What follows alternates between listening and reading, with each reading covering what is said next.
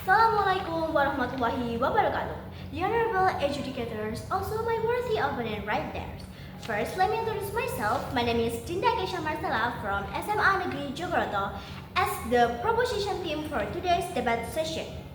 And for your kind attention, all of sensitive issues in this debate session are not representation of my personal life. I'm here strongly believe to this motion. This house would give social service and skill training for gambling offenders rather than imprisonment. Background and my status quo is, dear educators, also ladies and gentlemen, gambling addiction is not only an illegal issue but also a social and psychological one. In many cases, offenders are not a criminal but an individual with financial pressure or lack of life opportunities, also family breakdown, or we usually say it broken home. Currently, imprisonment is the main response of punishment for them from the government. The system often fails to solve the root of the problem. Before move on to my arguments, let me tell the definition and limitation for today's debate session. First, gambling offenders means people who convicted of gambling such as online gambling, not as a large-scale gambling organization or professional criminal, but rather as ordinary individuals who are caught online gambling. Second, social service refers to community-based service that teaches responsibility, empathy, and sympathy like volunteer or helping in social programs. Third, skill training refers to practical vocational skills such as digital literacy, education, handicraft, and entrepreneurship. So our limitation is clear. We are not debating about big scale crime organization and gambling operators who has heavy and big criminal case, but about common citizens who engage gambling and face legal consequence.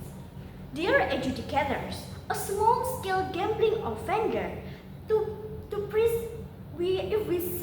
if we putting a small-scale gambling offender to prison, it's like giving the wrong medicine to a patient. So the illness will not cure, but it may even getting more bigger and worse. So at the end, this patient is dying. I have three main arguments here. First, human right approach. Second, mental health. And third, social life for the offenders. First, human right approach. Putting gambling in prison is totally wrong. It will continuously harm their right future life. They also have limit for their future opportunities like education life, work life, or social life. In Indonesia, we uphold human rights as stipulated in Article of Law number 28 on human right approach. So, by giving social service and training skills, we giving them second change and it more good things we can do. Second, mental health and rehabilitation. World Health Organization say that gambling such addictive behavior, it often worsens mental stress if we were give them imprisonment punishment. So we have solution. We must give a social service and combine it with counseling. This more effective than we simply putting them behind the iron bars. Third, social life. One of the main reasons people fall into gambling is poverty and lack of opportunities. If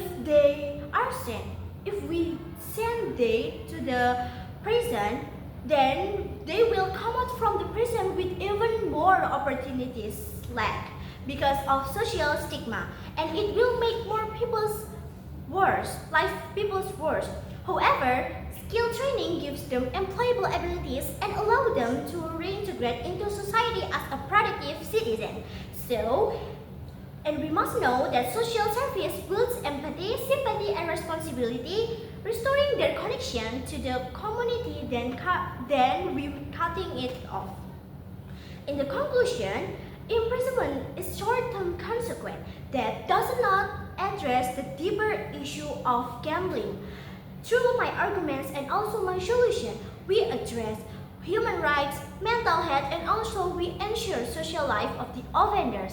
Dear educators, I think it's the best scenario for this house. Therefore, I strongly believe on the proposition side of this motion. Proud to be proposition. Wassalamualaikum warahmatullahi wabarakatuh.